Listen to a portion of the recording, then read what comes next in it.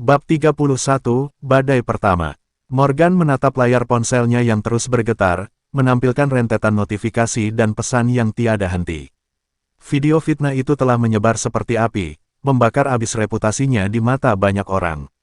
Setiap komentar negatif yang ia baca terasa seperti tusukan, mengikis kepercayaan dirinya.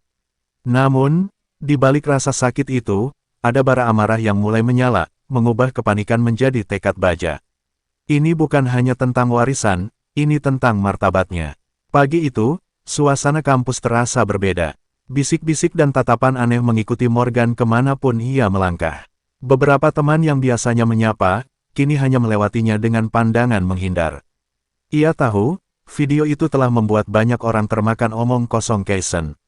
Saat Morgan sedang berjalan menuju kelas, sebuah suara melengking menghentikannya. Lihat siapa ini, calon pewaris yang congkak. Vivi berdiri di hadapannya, tangan bersedekap, dengan senyum sinis yang familiar. Di sampingnya, Kaisen menyeringai puas. Kenapa, Morgan? Kaget? Ya, rupanya kebohonganmu sudah terungkap, lanjut Vivi, suaranya dipenuhi cibiran. Dulu kau bilang tak tertarik harta, tapi sekarang, kau bahkan rela menginjak orang lain demi mendapatkan kekayaan itu. Morgan mengepalkan tangannya. Vivi, Kaisen, kalian sudah keterlaluan. Keterlaluan apanya? Kami hanya menunjukkan kebenaran, sahut Kaisen santai, seolah menikmati penderitaan Morgan. Para direksi juga sudah melihat video itu, Morgan. Kurasa kariermu di Wiwangsa tidak akan bertahan lama. Tepat saat amarah Morgan memuncak, Raihan dan Rian muncul di sampingnya, memasang wajah protektif. Kaisen, Vivi, kalian tidak punya hak bicara seperti itu. Seru Raihan, matanya menyorot tajam. Ini semua fitnah, dan kalian tahu itu. Oh, pahlawan kesiangan datang, ejek Vivi, melirik Raihan dengan remeh. Dasar pecundang, hanya bisa membela orang yang tidak jelas. Rian tak tinggal diam. Jaga bicaramu, Vivi. Morgan tidak seperti yang kalian tuduhkan. Sudahlah, teman-teman, Morgan mencoba menenangkan, meskipun ia sendiri merasa ingin meluapkan emosinya. Ia tahu ini adalah pancingan dari Kaisen. Tidak ada gunanya meladeni orang seperti mereka. Morgan menarik napas dalam, lalu menatap Kaisen dan Vivi dengan tatapan dingin. Kalian bisa mencoba menjatuhkanku dengan cara kotor seperti ini. Tapi ingat, kebenaran akan selalu menemukan jalannya. Aku tidak akan menyerah. Setelah mengatakan itu, Morgan berbalik dan pergi, diikuti oleh Raihan dan Rian. Mereka meninggalkan Kaisen dan Vivi yang terdiam sesaat, sedikit terkejut dengan ketenangan Morgan yang tak terduga. Di perpustakaan, Morgan menerima panggilan dari Johnson. Morgan, video itu sudah sampai ke telinga beberapa anggota Dewan Direksi. Mereka mulai mempertanyakan integritasmu. Jantung Morgan berdegup kencang. Bagaimana, Johnson? Apa yang harus kita lakukan? Aku sudah berusaha menjelaskan bahwa ini rekayasa, tapi mereka butuh bukti konkret, jawab Johnson, suaranya terdengar frustrasi. Untungnya, Tuan Adiwangsa belum sepenuhnya percaya. Tapi kita tidak punya banyak waktu. Kita harus segera menemukan sumber video dan pembuktian manipulasi suara itu. Aku akan bantu semampuku, Johnson, ujar Morgan, tekadnya semakin kuat. Aku tidak akan membiarkan mereka menghancurkanku. Malam harinya, Morgan dan Raihan berkumpul di kos. Raihan, dengan kepekaan naluriahnya, memperhatikan Morgan yang terlihat sangat tertekan. Mor, kamu baik-baik saja? Tanya Raihan lembut, menepuk bahu Morgan. Morgan menghela napas berat. Entahlah, Ray, aku merasa lelah. Ini semua terlalu berat. Aku tahu ini berat, Raihan mengangguk. Tapi kamu tidak sendirian. Ada aku, ada Rian, dan Johnson juga. Kita akan hadapi ini bersama. Terima kasih, Ray, ucap Morgan tulus. Kehadiran Raihan selalu memberinya sedikit ketenangan di tengah badai. Kita harus lebih pintar dari Kaisen, kata Raihan, pandangannya menerawang. Dia menggunakan taktik kotor, jadi kita harus menemukan kelemahannya. Morgan mengangguk. Aku punya ide. Video itu terlihat buram, tapi mungkin ada petunjuk di sana. Atau, kita bisa mencari tahu siapa yang pertama kali menyebarkan video itu. Benar, seru Raihan, matanya berbinar. Kita bisa mulai dari sana. Mungkin ada orang lain yang terlibat dengan Kaisen. Meskipun badai fitnah menerjang, Morgan merasa tidak sendirian. Dukungan dari Raihan dan Rian, serta upaya Johnson, memberinya kekuatan untuk terus berjuang. Ia tahu, ini baru permulaan dari pertempuran yang lebih besar. Kaisen telah melempar sarung tangan, dan Morgan siap mengangkatnya. Pertarungan untuk membuktikan dirinya layak, kini benar-benar telah dimulai. Ia harus menemukan celah, membalikkan keadaan, dan membuktikan kepada semua orang bahwa ia bukan pewaris yang pantas diremehkan. Bab 32, Jejak Gelap di Balik Layar. Pagi itu, kampus terasa sedikit lebih tenang bagi Morgan, setidaknya dibandingkan hari sebelumnya. Bisik-bisik masih ada, namun intensitasnya mulai mereda, seolah badai fitnah yang Kaisen sebarkan sudah mulai menemukan titik jenuh. Ini bukan berarti masalahnya selesai, justru sebaliknya, Morgan tahu ini adalah jeda sebelum serangan berikutnya. Morgan, Raihan, dan Ryan sudah mulai menyusun strategi.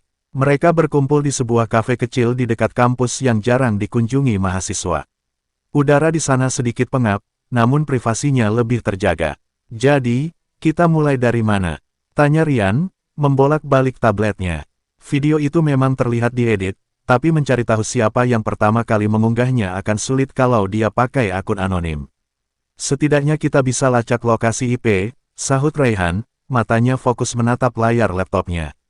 Dia memang punya keahlian di bidang IT, sesuatu yang sangat membantu Morgan saat ini. Aku sudah coba beberapa metode, tapi sepertinya Kaisen cukup pintar menggunakan VPN atau proxy. Morgan memijit pelipisnya. Pasti ada celah. Kaisen tidak mungkin seceroboh itu untuk tidak meninggalkan jejak sama sekali. Kita harus cari tahu, siapa yang punya motif kuat membantu Kaisen selain dirinya sendiri. Tiba-tiba ponsel Morgan bergetar. Sebuah nomor tidak dikenal. Dia ragu sejenak, lalu mengangkatnya. Halo, suara di seberang terdengar panik dan terburu-buru. Morgan, ini aku, seseorang yang tidak ingin kau sebutkan namanya. Aku dengar tentang video itu. Kau harus tahu, Kaisen tidak bekerja sendirian. Jantung Morgan berpacu. Siapa yang membantunya? Aku tidak bisa menyebutkan nama. Tapi orang itu punya akses ke jaringan dalam Wiwangsa, dan dia punya dendam pribadi terhadap Tuan Adiwangsa. Dia ingin melihat seluruh kekayaan itu hancur. Suara itu terputus sejenak. Aku dengar mereka berencana melakukan sesuatu yang lebih besar. Sesuatu yang akan menjatuhkan Wiwangsa dari dalam. Hati-hati, Morgan. Mereka akan menyerangmu lagi, dan kali ini, akan lebih parah. Panggilan itu langsung terputus, meninggalkan Morgan dalam keheningan yang mencekam. Raihan dan Ryan menatapnya dengan raut wajah bertanya-tanya. Ada apa, Mor? Tanya Raihan, merasakan ketegangan Morgan. Seseorang baru saja menelepon, Morgan menjelaskan, suaranya sedikit bergetar. Dia bilang Kaisen tidak sendirian, dan ada seseorang di dalam Wiwangsa yang membantunya. Orang itu punya dendam terhadap Tuan Adiwangsa. Ryan bersiul pelan. Ini semakin rumit. Kalau ada orang dalam, itu bisa sangat berbahaya. Mereka bisa memanipulasi informasi, atau bahkan lebih buruk, merusak sistem. Dan dia bilang mereka akan menyerangku lagi, dengan sesuatu yang lebih parah, tambah Morgan, mengulang perkataan misterius itu. Pikiran Morgan berputar cepat. Siapa yang memiliki dendam terhadap Tuan Adiwangsa? Dan mengapa orang itu mau bekerja sama dengan Kaisen? Raihan mengetuk-ngetuk dagunya. Mungkin kita bisa mulai mencari tahu siapa saja mantan karyawan atau petinggi Wiwangsa yang dipecat atau punya masalah dengan Tuan Adiwangsa di masa lalu. Itu bisa jadi titik awal. Ide bagus, setuju Morgan. Aku akan coba hubungi Johnson lagi. Dia pasti punya lebih banyak informasi tentang sejarah perusahaan dan siapa saja yang pernah bermasalah dengan Tuan Adiwangsa. Malam harinya, Morgan menemui Johnson di sebuah restoran terpencil. Johnson terlihat lelah, namun matanya memancarkan keseriusan. Jadi, ada orang dalam Wiwangsa yang terlibat. Johnson mengerutkan kening setelah Morgan menceritakan panggilan telepon misterius itu. Ini bukan kabar baik. Ada beberapa orang yang pernah bermasalah dengan Tuan Adiwangsa di masa lalu, tapi kurasa mereka tidak akan sejauh ini. Bisa jadi ada motif lain, atau dendam yang lebih dalam dari sekadar masalah pekerjaan, ujar Morgan. Apakah ada nama yang langsung terlintas di benakmu, Johnson? Seseorang yang punya akses, dan mungkin cukup pintar untuk merencanakan hal seperti ini. Johnson terdiam sejenak, mengingat-ingat. Ada satu nama, pria bernama Arman. Dia dulunya kepala divisi keuangan, dipecat sekitar 5 tahun lalu karena ketahuan menggelapkan dana. Dia sangat membenci Tuan Adiwangsa, merasa dijebak. Arman, Morgan mencatat nama itu. Apakah dia punya kemampuan teknis untuk membuat video semacam itu, atau jaringan untuk menyebarkannya? Arman memang pintar, dan dia punya banyak koneksi di dunia gelap, jawab Johnson. Dia bukan tipe orang yang akan tinggal diam setelah dipecat. Tapi, untuk bekerja sama dengan Kaysen, itu agak aneh. Kaysen terlalu terang-terangan dan gegabah. Mungkin Kaysen hanya pionnya, duga Morgan. Seseorang yang bisa dia manfaatkan karena keserakahan dan kebenciannya padaku. Johnson menghela napas. Jika Arman benar-benar terlibat, ini akan lebih berbahaya daripada yang kita duga. Dia licik dan tidak punya belas kasihan. Apa yang harus kita lakukan? Tanya Morgan. Kita harus mencari bukti kuat keterlibatan Arman, kata Johnson. Dan kita harus bersiap untuk serangan berikutnya. Jika orang dalam ini benar-benar punya akses, dia bisa mencoba merusak reputasi Wiwangsa secara keseluruhan, bukan hanya reputasimu. Morgan mengangguk. Hatinya dipenuhi campuran kecemasan dan tekad. Ini bukan lagi hanya tentang warisan atau kehormatannya. Ini tentang melindungi Wiwangsa, sesuatu yang kini terasa menjadi tanggung jawabnya. Kaysen dan antek misteriusnya telah membuka kotak Pandora, dan Morgan harus siap menghadapi segala isinya. Pertarungan ini jauh dari selesai, dan jejak gelap di balik layar mulai menampakkan dirinya. Bab 33, Jebakan dalam Kebenaran. Keesokan paginya, kampus kembali menjadi medan pertempuran tak terlihat bagi Morgan. Bisik-bisik yang kemarin mulai mereda, kini berganti dengan tatapan penasaran yang lebih intens. Rumor baru mulai berembus, lebih licin dan sulit dijangkau daripada fitnah Kaysen sebelumnya.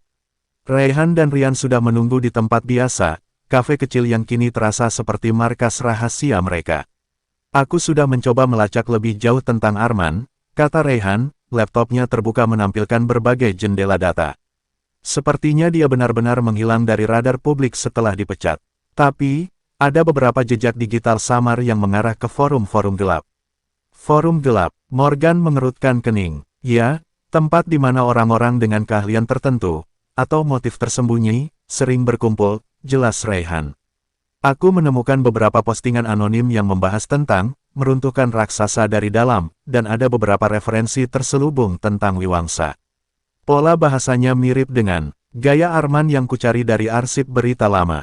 Ryan menyilangkan tangan. Ini bukan lagi sekadar kasus pencemaran nama baik, Morgan. Ini sabotase. Dan jika orang dalam itu benar-benar Arman, dia punya dendam yang sangat kuat. Morgan teringat perkataan penelepon misterius itu, sesuatu yang akan menjatuhkan Wiwangsa dari dalam. Jika Arman adalah dalangnya, maka video Kaysen hanyalah permulaan, sekadar pengalihan. Kita perlu bukti konkret yang menghubungkan Arman dengan Kaysen, dan terutama, dengan rencana mereka menjatuhkan Wiwangsa, ucap Morgan. Jika kita hanya mengandalkan jejak digital samar, tidak akan cukup. Tiba-tiba, ponsel Morgan berdering lagi. Nomor tidak dikenal yang sama. Morgan segera mengangkatnya, memberi isyarat kepada Raihan dan Ryan untuk diam. Halo, Morgan, ini aku lagi, suara di seberang terdengar lebih tertekan dari sebelumnya. Aku tahu ini sangat berisiko, tapi aku punya informasi lebih lanjut. Rencana mereka, ini melibatkan manipulasi pasar saham Wiwangsa. Jantung Morgan berdegup kencang. Manipulasi pasar, ya, mereka berencana menyebarkan informasi palsu yang akan membuat nilai saham Wiwangsa jatuh drastis. Setelah itu, mereka akan membeli saham-saham tersebut dengan harga murah, lalu menjualnya kembali saat nilai saham pulih. Keuntungan besar, dan kehancuran reputasi Wiwangsa yang akan sulit diperbaiki. Suara itu tercekat. Mereka punya akses ke data-data internal perusahaan, Morgan. Sangat berbahaya. Kapan mereka akan melakukannya? Tanya Morgan mendesak. Dalam beberapa hari ke depan. Aku tidak tahu tanggal pastinya, tapi ini akan terjadi dalam waktu dekat. Ada rapat besar pemegang saham dalam waktu dekat. Mereka mungkin akan melancarkan serangan saat itu untuk menimbulkan kepanikan maksimal. Panggilan terputus lagi. Morgan menatap ponselnya dengan ekspresi campur aduk antara keterkejutan dan kemarahan. Mereka akan memanipulasi pasar saham Wiwangsa, Morgan menjelaskan kepada Raihan dan Ryan, suaranya berat. Dan mereka punya akses ke data internal. Raihan menggebrak meja. Sial, ini jauh lebih serius. Kalau sampai terjadi, Wiwangsa bisa lumpuh. Investor akan kehilangan kepercayaan, dan nilai perusahaan bisa anjlok. Lalu, Apa hubungan ini dengan Kaisen dan video itu? Tanya Ryan. Kurasa video itu hanyalah pengalihan, jawab Morgan, otaknya bekerja keras. Untuk menciptakan kekacauan kecil, mengalihkan perhatian, sementara mereka mempersiapkan serangan yang lebih besar ini. Kaisen mungkin hanya tahu sebagian kecil dari rencana besar ini, atau dia memang dimanfaatkan untuk hal-hal sepele. Kita harus segera memberitahu Johnson, kata Rayhan. Dia harus memperketat keamanan data perusahaan, dan memantau pergerakan saham secara ekstra ketat. Betul, timpal Morgan. Tapi kita juga perlu memikirkan bagaimana cara menghentikan Arman dan kaki tangannya. Jika mereka punya akses internal, berarti ada celah di sistem keamanan Wiwangsa. Atau, ada orang lain di dalam yang bekerja sama dengan Arman. Morgan merasakan beban yang kian berat di pundaknya. Ini bukan lagi sekadar masalah pribadinya, melainkan ancaman serius terhadap masa depan Wiwangsa, warisan yang baru saja ia terima. Kaisen mungkin hanyalah duri kecil di antara semak belukar yang lebih besar dan jauh lebih berbahaya. Morgan segera menghubungi Johnson dan menjelaskan seluruh informasi yang ia dapatkan. Johnson terdengar panik namun berusaha tetap tenang. Manipulasi pasar saham, ini adalah skenario terburuk, ujar Johnson. Aku akan segera memerintahkan tim IT untuk melakukan audit menyeluruh pada sistem keamanan data. Dan aku akan memanggil rapat darurat dengan Dewan Direksi untuk membahas kemungkinan adanya sabotase internal. Tapi kita tidak bisa hanya bertahan, Johnson, kata Morgan. Kita harus menyerang balik. Kita perlu menangkap basah mereka. Bagaimana caranya? Kita harus menyiapkan jebakan, Morgan menyahuti. Sebuah ide mulai terbentuk di benaknya. Jika mereka akan menyebarkan informasi palsu, kita harus pastikan informasi itu berbalik menyerang mereka. Kita bisa menggunakan umpan. Johnson terdiam sejenak. Maksudmu, kita membocorkan informasi yang salah untuk melihat siapa yang akan mengambilnya dan menyebarkannya. Persis, Morgan mengangguk. Tapi kita harus melakukannya dengan sangat hati-hati, agar tidak merugikan Wiwangsa. Informasi itu harus cukup menarik untuk mereka gunakan, namun cukup mudah untuk kita lacak kembali ke sumbernya, yaitu Arman atau kaki tangannya. Ini ide yang berisiko tinggi, Morgan, kata Johnson, terdengar ragu. Jika rencana ini bocor, atau informasi palsu itu disalahgunakan, Wiwangsa bisa terkena dampak lebih buruk. Aku tahu, jawab Morgan, tekadnya bulat. Tapi kita tidak punya banyak pilihan. Mereka sudah selangkah di depan. Kita harus membalikkan keadaan. Biarkan mereka percaya bahwa mereka akan menang, lalu kita serang balik saat mereka paling lengah.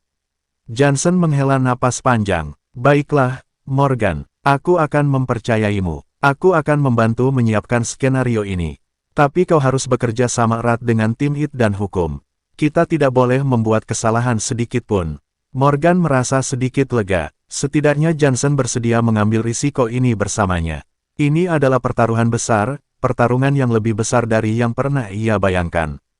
Musuh yang licik, motif yang lebih dalam dari sekadar dendam pribadi, dan ancaman yang mengintai kelangsungan hidup Wiwangsa. Kita akan melakukannya, Johnson, kata Morgan dengan suara tegas. Kita akan menyeret jejak gelap ini keluar dari balik layar dan membongkar kebenaran. Pertarungan baru saja dimulai, dan kali ini, Morgan harus melangkah lebih jauh dari sekadar membela reputasinya. Ia harus melindungi seluruh kerajaan yang kini menjadi tanggung jawabnya, dari jebakan yang tersembunyi dalam kebenaran palsu. Bab 34, Bidak Cinta di Papan Catur Konspirasi. Hari-hari berikutnya di kampus terasa bagai medan perang yang tenang bagi Morgan. Bisik-bisik dan tatapan penasaran belum sepenuhnya menghilang, namun kini ada aura berbeda di sekitarnya. Sebagian besar mahasiswa tampak menghindari berinteraksi dengannya, seolah takut akan virus gosip yang menempel pada dirinya. Namun, satu orang justru semakin sering muncul di hadapannya, Vivi. Morgan sedang berjalan terburu-buru menuju perpustakaan, ponselnya sesekali bergetar dengan pesan dari Johnson mengenai persiapan jebakan, ketika sebuah suara familiar menghentikannya. Morgan, ia berbalik, dan mendapati Vivi berdiri di sana, di dekat area kantin kampus. Gadis itu tampak berbeda, tidak ada lagi sorot angku di matanya, bahkan ada sedikit keraguan di ekspresinya. Morgan mengerutkan kening. Biasanya, Vivi akan melewatinya begitu saja, atau bahkan melemparkan pandangan meremehkan. Ada apa, Vi? Tanya Morgan, berusaha menjaga jarak emosional. Ia tidak ingin terjebak lagi dalam drama masa lalunya. Vivi menunduk, memainkan ujung roknya. Aku mau bicara sama kamu. Penting. Morgan menghela napas. Soal apa? Kalau soal Kaisen, aku rasa kita sudah selesai. Bukan. Vivi mengangkat kepalanya, tatapannya kini dipenuhi kecemasan. Ini soal Kaisen, tapi bukan cuma itu. Ini tentang sesuatu yang lebih besar.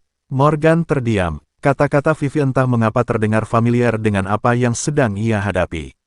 Lebih besar apa maksudmu? Vivi melirik sekeliling, seolah takut ada yang mendengar. Aku tidak tahu harus percaya siapa lagi. Kaisen, dia berubah drastis akhir-akhir ini. Dia sering pergi, bertemu orang-orang aneh, dan membicarakan hal-hal yang tidak ku mengerti.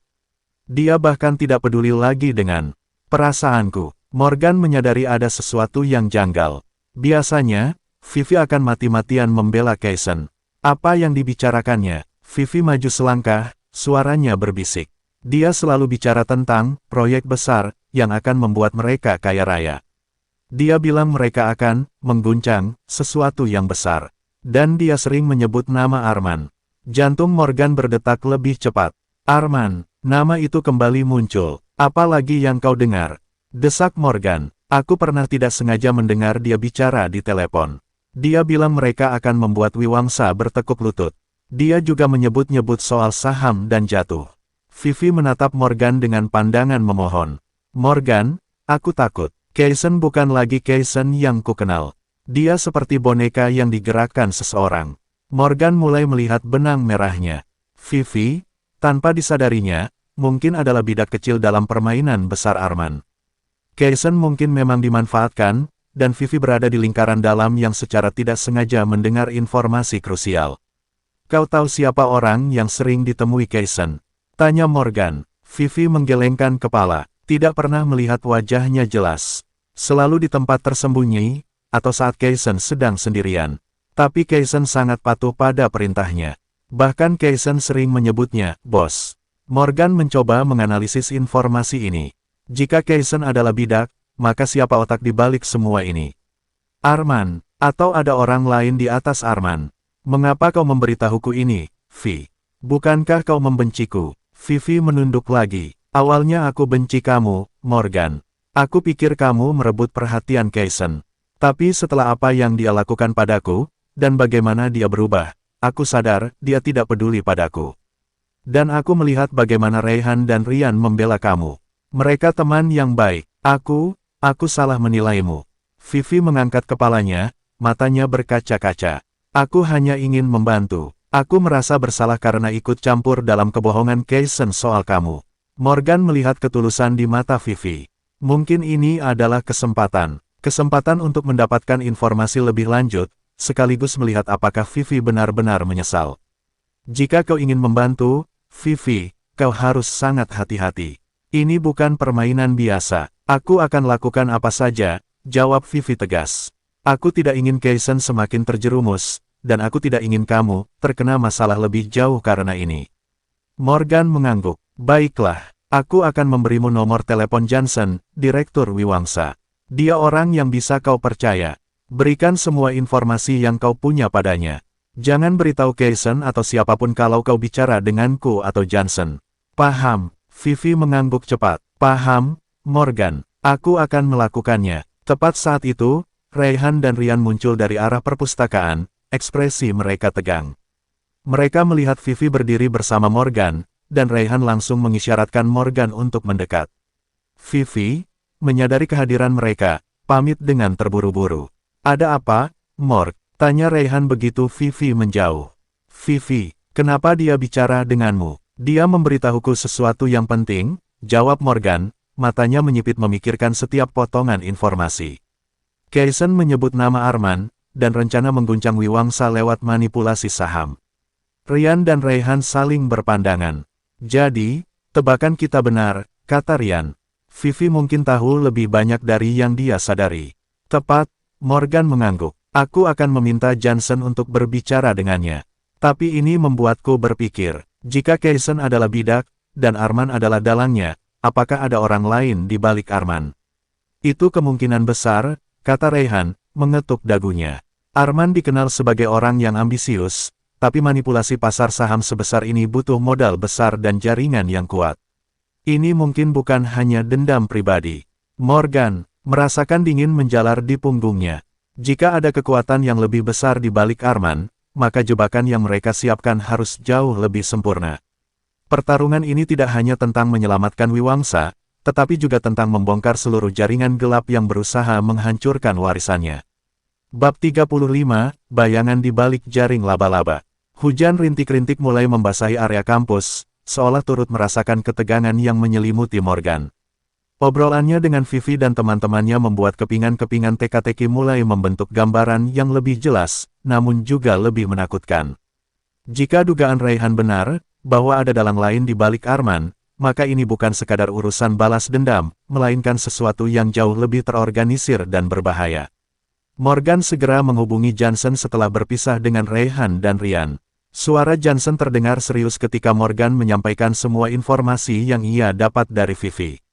Baik, Morgan, aku akan atur pertemuan dengannya secepatnya. Kau sudah melakukan hal yang benar dengan melibatkan Vivi. Informasinya bisa jadi sangat krusial, ujar Johnson melalui telepon. Kita harus berhati-hati. Semakin banyak yang terlibat, semakin besar risiko yang kita hadapi. Aku tahu, Johnson, jawab Morgan, matanya menatap tetesan air hujan yang membasahi jendela. Tapi ini tidak bisa dihindari. Kita tidak bisa membiarkan mereka menghancurkan Wiwangsa. Setelah mengakhiri panggilan, Morgan kembali teringat pada ucapan Vivi. Dia bilang mereka akan mengguncang sesuatu yang besar. Dan dia sering menyebut nama Arman. Mengguncang, itu bukan sekadar menjatuhkan saham, tapi bisa berarti menciptakan kekacauan berskala besar. Apalagi ditambah dengan pernyataan Kaisen bahwa mereka akan membuat Wiwangsa bertekuk lutut. Ini lebih dari sekadar persaingan bisnis biasa. Morgan memutuskan untuk menuju perpustakaan. Ia butuh ketenangan untuk menyusun strategi, atau setidaknya memikirkan kemungkinan terburuk. Ryan dan Raihan menemaninya, memberikan dukungan moral yang sangat ia butuhkan. Morg, apa yang akan kau lakukan setelah ini? Tanya Ryan, saat mereka duduk di salah satu meja kosong di pojok perpustakaan. Morgan menghela napas. Kita harus bersiap untuk apapun. Johnson sedang menyiapkan jebakan untuk Arman, tapi jika ada orang lain di atasnya, jebakan itu mungkin perlu disesuaikan. Raihan mengamati ekspresi Morgan. Kau tampak lebih tenang, Morg. Meskipun situasinya semakin runyam, aku tidak punya pilihan selain tenang, jawab Morgan, mencoba tersenyum tipis. Keputusan yang diambil dengan panik tidak akan menghasilkan apa-apa. Sekarang, kita harus memikirkan siapa di balik Arman. Siapa yang punya motif dan kekuatan untuk melakukan ini. Mereka bertiga terdiam, memikirkan kemungkinan-kemungkinan. Wiwangsa adalah konglomerat besar, dengan banyak pesaing dan mungkin juga musuh tersembunyi. Tiba-tiba, ponsel Morgan bergetar. Sebuah pesan dari nomor tak dikenal. Morgan ragu sejenak, lalu membukanya. Isi pesannya singkat, dan hanya terdiri dari serangkaian angka dan huruf acak. Awalnya Morgan mengira itu adalah pesan salah kirim atau spam. Namun, di antara deretan karakter itu, ia melihat pola tertentu. Sebuah pola yang tidak asing baginya, mengingatkannya pada salah satu mata kuliahnya yang paling ia benci, kriptografi. Apa ini? Ryan bertanya, melihat Morgan menatap ponselnya dengan kening berkerut.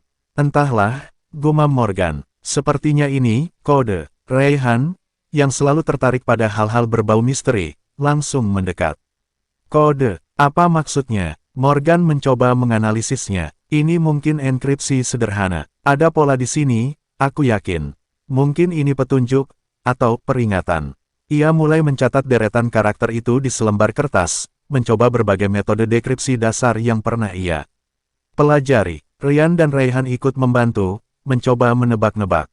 Beberapa menit berlalu dalam keheningan, hanya diselingi gumaman dan coretan pena Morgan. Lalu, sebuah kata muncul. Terpecah-pecah, tidak lengkap, tapi jelas terlihat bayangan. Jantung Morgan berdetak kencang. Bayangan, itu sangat cocok dengan teorinya tentang dalang di balik Arman. Tapi apa maksudnya? Siapa pengirimnya? Apakah ini bantuan dari seseorang yang peduli, atau justru ancaman dari pihak lawan yang ingin mempermainkannya? Ini, bayangan, Morgan berbisik, menunjukkan hasil dekripsinya pada Raihan dan Ryan. Rian mengerutkan kening. Bayangan, siapa yang akan mengirim pesan seperti ini?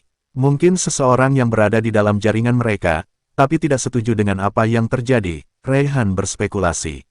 Atau, justru salah satu dari mereka yang mencoba bermain-main dengan kita. Morgan merenung. Pesan ini terlalu spesifik untuk sekadar ancaman kosong. Jika ini adalah peringatan, berarti pengirimnya tahu banyak. Jika ini jebakan, maka mereka sedang mengamati setiap langkahnya. Kita harus lebih waspada, kata Morgan, menyimpan kembali ponselnya. Pesan ini, bersama dengan informasi dari Vivi, menunjukkan bahwa kita tidak hanya menghadapi Arman. Ada kekuatan yang lebih besar, dan mereka bergerak dalam kegelapan. Kita sedang berhadapan dengan jaring laba-laba yang rumit. Tiba-tiba, sebuah ide melintas di benak Morgan. Jika ada dalang lain, dan pesan ini berasal dari bayangan tersebut, mungkinkah ada sesuatu di masa lalu yang terhubung dengan Wiwangsa yang belum terungkap? Sesuatu yang menjadi akar dari semua konflik ini. Ia merasa, perburuan ini tidak hanya tentang menyelamatkan aset, tetapi juga tentang mengungkap kebenaran yang terkubur dalam masa lalu. Dan itu, bisa jadi, jauh lebih berbahaya dari yang ia bayangkan.